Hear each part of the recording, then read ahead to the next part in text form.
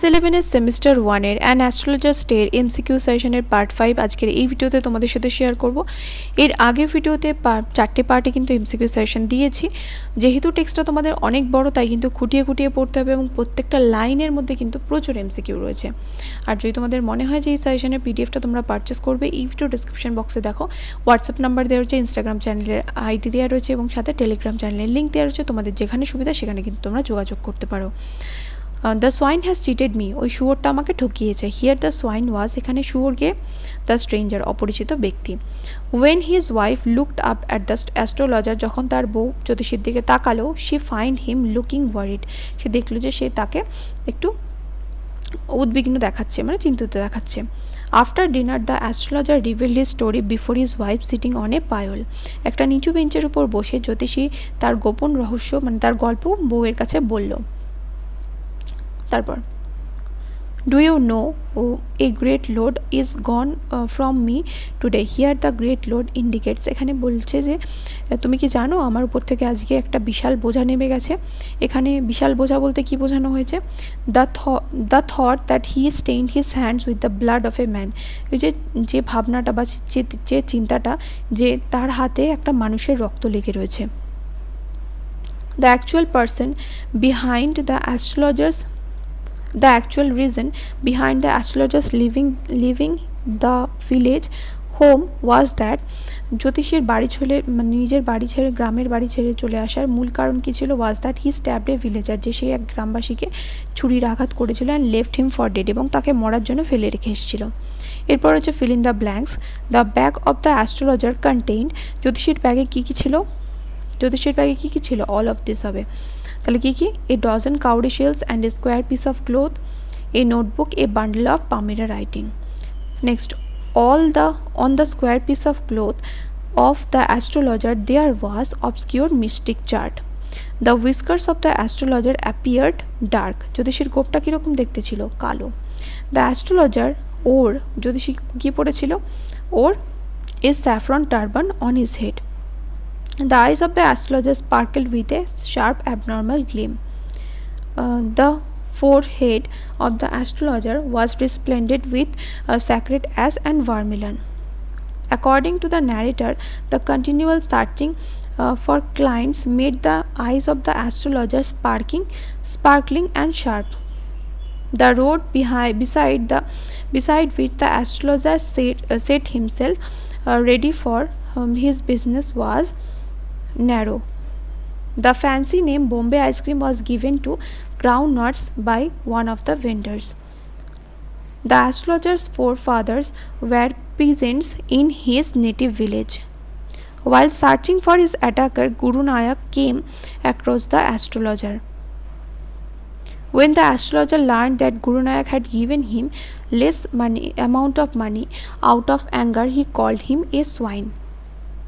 The astrologer's wife could make a nice stuff for her daughter with jaggery and coconut. The astrologer's child was demanding sweets for so many days. The astrologer stretched himself on the low bench after revealing the secret. The astrologer narrated that he stabbed a fellow villager when he was a silly youngster. On hearing the dreadful secret of the astrologer's past life, his wife gasped.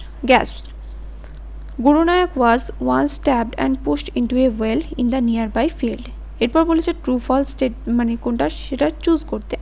Pick out the false statement, এখানে চারটে স্টেটমেন্টের মধ্যে কোনটা false বা কোনটা মিথ্যে। When the astrologer was a youth, he drank, gambled and stabbed a fellow villager to death. এখানে বলেছে কোনটা ফলস সেটাকে বাঁচতে।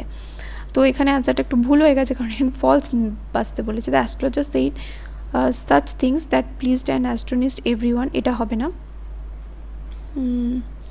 তাহলে এখানে ফলস স্টেটমেন্ট কোনটা হবে?